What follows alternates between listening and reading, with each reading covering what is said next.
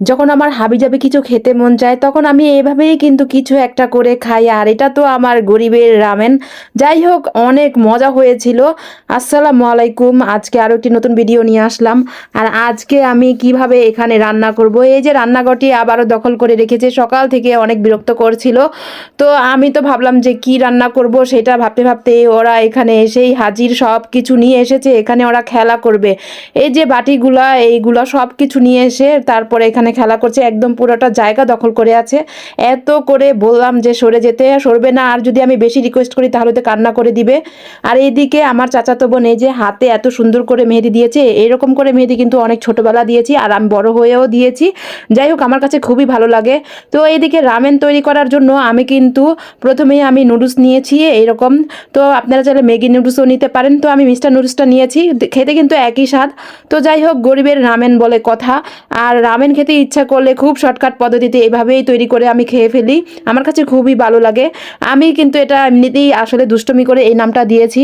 আচ্ছা, আপনাদের কাছে একটি অনুরোধ, আমার এই ভিডিওগুলো যদি ভালো লাগে সবাই একটি লাইক দিয়ে আমাকে সবসময় সাপোর্ট করবেন। আর আমার চ্যানেলটিতে একটি সাবস্ক্রাইব করে আসবেন, আমার পেজটিতে একটি ফলো দিয়ে আসবেন, এটা আপনাদের কাছে আমার অনুরোধ।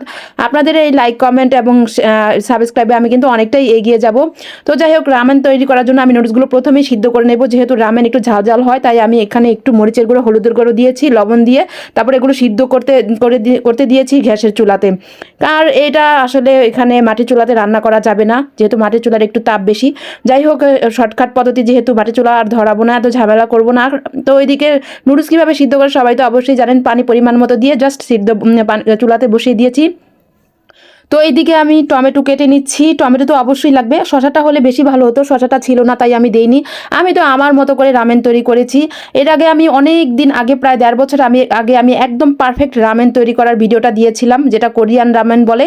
সেই ভিডিওটা হয়তো অনেক দূরে চলে গিয়েছে। তো যাই হোক, কষ্ট করে হলেও আপনারা সেই ভিডিওটি দেখে আসবেন, পারফেক্ট কীভাবে রামেন তৈরি করে। আর যদি আপনারা চান আমি রেসিপিটা আবার নিয়ে আসবো, তাহলে আমি আবার নতুন করে রামেন তৈরি করে দেখাবো পারফেক্ট রামেন কীভাবে তৈরি করা হয়। আর এটা তো আমার গরিবের রামেন বলে কথা, আমি যেমনি পারি তেমনিই খেয়েছি। তো যাই হোক, এই তো ডিম যে পোস্টটা করেছি সেটা এখন দিয়ে দিচ্ছি, এখন মজা করে খাবো। গরম গরম শীতের দিনে খেতে অনেক ভালো লাগে। আসলে নুডলস খেতে ইচ্ছে করছিল, তাই ভাবলাম যে কিভাবে শর্টকাট পদ্ধতিতে খাওয়া যায়, কিভাবে শর্টকাট আসলে যেটা বলে খাওয়া যায়। তো আমি সেভাবেই করেছি, কেমন হয়েছে অবশ্যই সবাই কমেন্ট করে জানাবেন আমার এই গরিবের রামেনটা।